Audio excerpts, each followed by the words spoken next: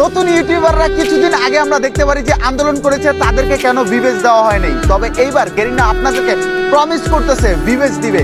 কিভাবে চলুন আপনাদেরকে জানাই।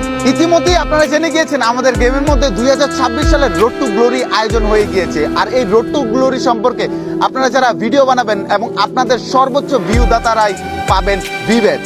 তবে গেরিনা এখানে শর্ত দিয়েছে, শর্ত হচ্ছে আপনাকে 4 ক্যাটাগরির মধ্যে ভিডিও বানাতে হবে রোড টু গ্লোরি সম্পর্কে।